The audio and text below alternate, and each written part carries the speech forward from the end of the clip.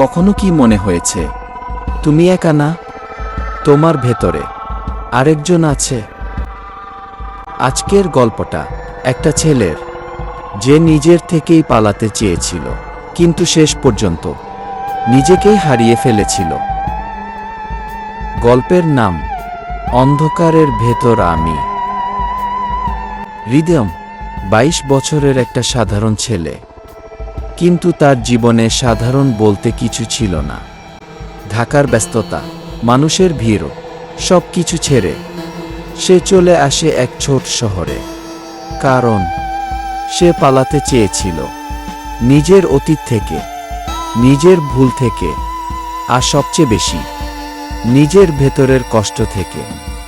নতুন বাসাটা ছিল পুরনো, দেয়ালে ফাটল, জানালায় ধুলো, আর একটা অদ্ভুত নীরবতা। বাসার মালিক শুধু একটাই কথা বলেছিল, রাতে সাবধানে থাকবেন। হৃদম তখন হাসে, সে এসব বিশ্বাস করে না। কিন্তু প্রথম রাতেই সব কিছু বদলে যায়।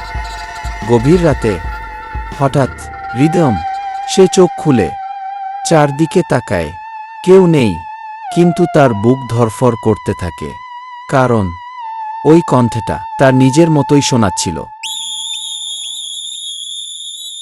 পরের দিন সকালে তার ফোনে একটা অডিও ফাইল সে প্লে করে, আর জমে যায়। কারণ ওই ভয়েসটা তার নিজের। সে নিজেই বলছে, আমি এখানে আছি। হৃদম আয়নার সামনে দাঁড়ায়, সে নিজের দিকে তাকিয়ে থাকে।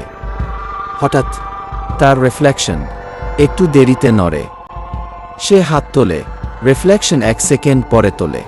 তার নিঃশ্বাস বন্ধ হয়ে আসে। দিন যেতে থাকে, ঘটনা বাড়তে থাকে। সে বুঝতে পারে এটা বাইরের কিছু না, এটা তার নিজের ভেতরের কিছু। তার ভয়, তার রাগ, তার কষ্ট, সব মিলেই তৈরি হয়েছে একটা অন্য হৃদম। একদিন সে হঠাৎ দেখে তার হাতে কাটা দাগ, কিন্তু সে তো কিছুই করেনি।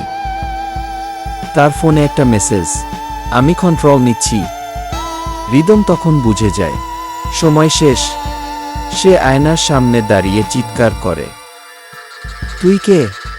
আয়নার ভেতরের সে হাসে, আমি তুই। ঘর অন্ধকার হয়ে যায়, সব কিছু থেমে যায়। পরের দিন সব স্বাভাবিক। হৃদম বাইরে হাঁটছে, হাসছে, কিন্তু তার চোখে একটা অদ্ভুত অন্ধকার। সে আয়নার সামনে দাঁড়িয়ে বলে, ফাইনালি আমি কন্ট্রোলে।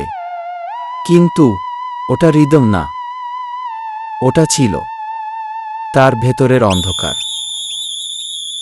মনে রাখবেন, সবচেয়ে ভয়ঙ্কর জিনিসটা বাইরে না, আপনার নিজের ভেতরেই লুকিয়ে থাকে।